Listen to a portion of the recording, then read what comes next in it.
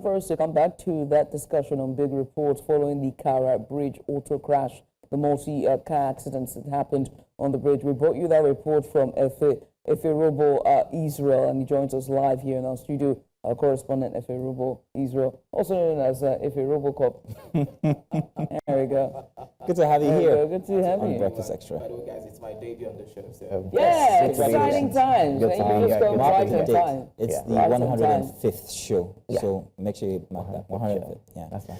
Well, it was rather grim yesterday. I was on my way to the island, however, it was rather to the mainland, but it was really tough getting here. All the way from Alakbare, in my case, there was traffic. I was only able to meander through because I was on a linear automobile. But it still took me a long time to get here. And to now find out that the issue was from the Kara Bridge, not too far. In fact, I don't think you've gone outside of Lagos, but just at the start of the Lagos-Ibadan Expressway. So you were there, and we saw the pictures and visuals, and some were rather very disturbing. So take us through exactly what had happened and what didn't make it into the report. but it's good to be here, and it's just an opportunity to really, talk about what we saw yesterday and what really happened. But first of all, I'd like to say kudos to the men of the FRSC and the last officials, the security operatives. They were prompt. They were really on time to ensure that it wasn't much more than we experienced yesterday. So back to what you asked yesterday. So it happened about past 7 in the morning. This multiple crash on Kara Bridge, and a lot of factors could have been attributed to this. But the first scenario was after the crash. Because it's Good Friday, there were lots of people trying to get outside of Lagos. It's the Easter weekend for Christians, and Christians and non-Christians, they will try to use that time to go see their loved ones and just get some time off work. But it turned out gloomy, turned out horrendous. It was just horrific. The accident was indeed terrible. Like how many cars were involved? I know there's a trailer. Was it a tanker or what they call them, the containers? So it was a heavy duty truck carrying a container. A heavy duty truck carrying a container. And well, from what we saw and from what we could gather at the scene, it was the probable cause, according to the FRSC, was speed violation. But a roadside mechanic, when he saw what happened and walked close to the articulated vehicle, and he said to me, Mr. New Central, this vehicle has no brakes. None at all. He said no brakes, that there was no brakes on that vehicle, because he could see it was turned over. So he could see that, there are no brakes there. So aside the fact that probable causes could have been speed violation, the fact that maybe the driver wasn't maintaining the speed limit and going too fast, and all the factors put together, there could have been no brakes on that particular vehicle. And that was what resulted into the multiple crash that we experienced on that day.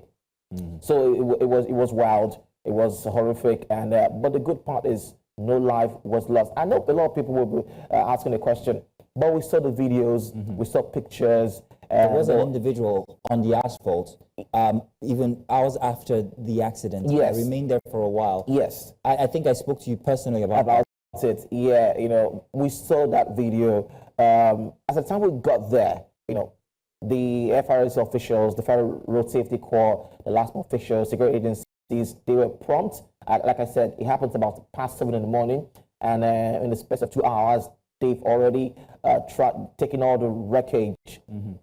There was about 7 cars involved. 7 cars? Yes, so not 5 as initially reported. 7 cars were involved in this horrific multiple crash, and they took all the victims to the nearest hospital at OPIC. Yeah, so that was what to them too. Yes, about that body you saw on the floor. Well, the man I spoke to said, well, no one died. So no, I can't say if anybody died. Saw that in the report. He said he couldn't say if anybody died. And none of the officials there could confirm at that point in time if anyone actually, did die. And like it's not on the spot. Not on the spot. Like we were talking pre-show.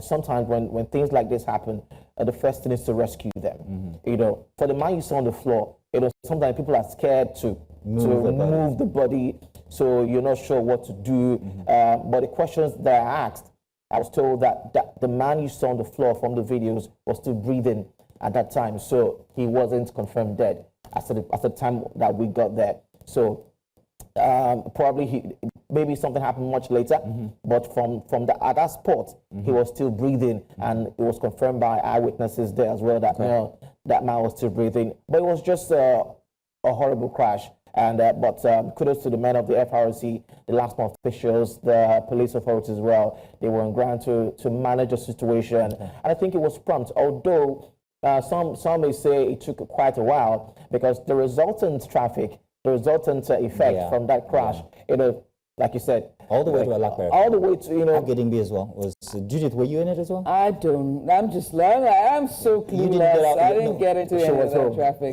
So enjoying myself at home. There's plenty of questions to be asked when it comes to articulated vehicles in Lagos, especially that pathway. I think you live in one of the pathways.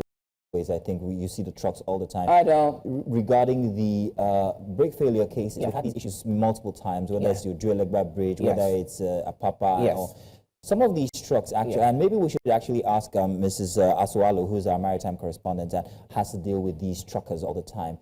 Most of these articulated vehicles may have brakes in front for the trucks themselves, but the trailers are exempted. They don't have these brakes attached to them, maybe for a reason of, now here they go type thing. What do you have to say to that? So there's a bit of negligence when it comes to all of that as well. But this is where the law enforcement agencies, the VIO officials, this is what they're paid to do. This is what this is why they are on the roads, to check these vehicles.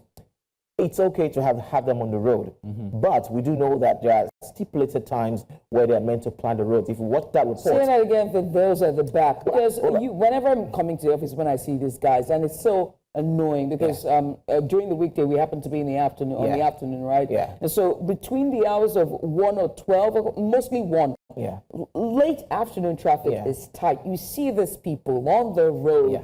It's like, what are you doing? And maintain one, oh my God, like, I don't want to, so I was keeping quiet. I don't want to get into this discussion. Speaking about, why are you driving daytime? Speaking about maintaining your lane, pre-show, I was just having a talk with one of the officials, someone who is into safety.